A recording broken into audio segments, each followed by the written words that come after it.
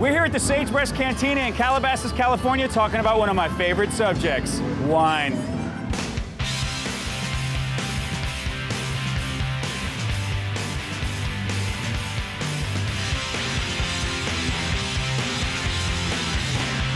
Everyone has had the problem on the road of going to a restaurant and needing to impress a client or their boss by ordering the perfect wine to go with the perfect meal. But how do you do it? Here to talk about it is Gary Vaynerchuck. Gary Vaynerchuck, you rascal. Rascal, Buddy, I like that. Now listen, you are obviously like a very up-and-coming, super hot and popular, hip wine expert. Tell us about what become a wine expert, yeah. I was born in Russia, you know, immigrant family, firstborn, you gotta get involved in family business. My dad dragged me to the family liquor store.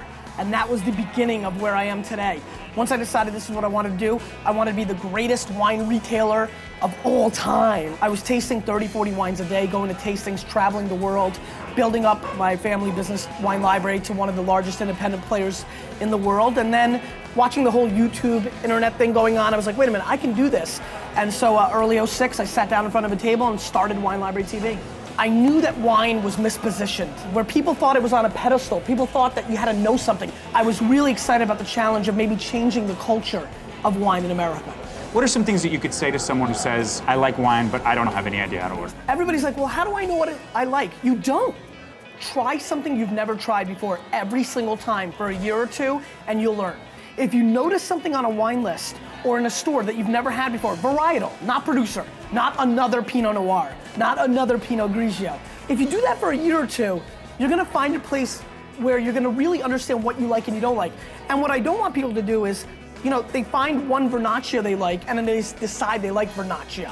That's like saying, oh, I met this redheaded person and I love all redheads. I love all redheads. I do as well, that's why I use that example. But you know, I don't want that to happen with wine. What do you think? We think we ought to go talk to some people and see what they're drinking and guide them through? Let's do it. Let's do it. I really like Rieslings more if I'm gonna go with like a sweeter white or Gewürz. Sure. I can't say the whole word, so I don't Gewürztraminer. Gesundheit. I love that joke. What kind of champagne do you drink? A lot of Moet and the Clicquot and Perrier-Jouet, Dom P, Christophe. Like Moet and Clicquot are fine, but they're very much a commodity brand. I would tell you one name, Terry Thies.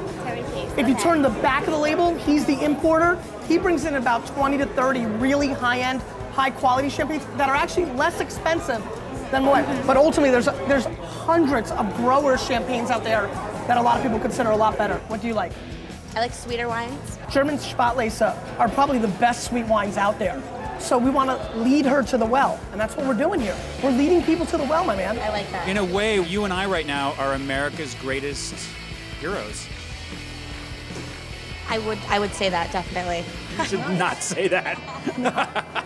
Most of the people who watch our show are businessmen. I'm out on a business trip, I'm ordering, and I'm with someone that I want to impress. Sure. What I would do is ask the sommelier or the wine person, can you recommend something? Now, if they recommend something without asking you any question, abort. You're out, eject.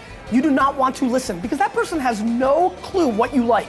What I always do, and with the staff that worked in my store growing up through the years, I always make sure they ask, what do you like? What have you had in the past? Some people are like, I'm just getting into wine. Okay, what fruits and vegetables do you like?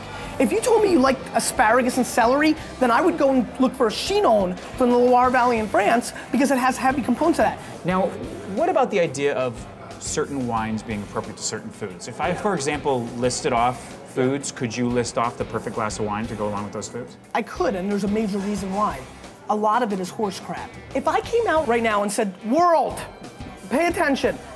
When you eat a cheeseburger, you must pair it with Dr. Pepper. That is it. That's the same thing. It's your palate. Keep exploring different things. I mean, this is not high school. Don't worry what people think. That is the takeaway, is to sit there with your coworker who says, really, you're gonna have a white with a steak? And you look them right in the face and say yes. And I do think the most important thing you've given me is sort of just the confidence to get out there and try something new. I hope so. Gary, this was great. This was the greatest. The greatest thing you've ever done? Third. He's good. See you next time on The Smart Show.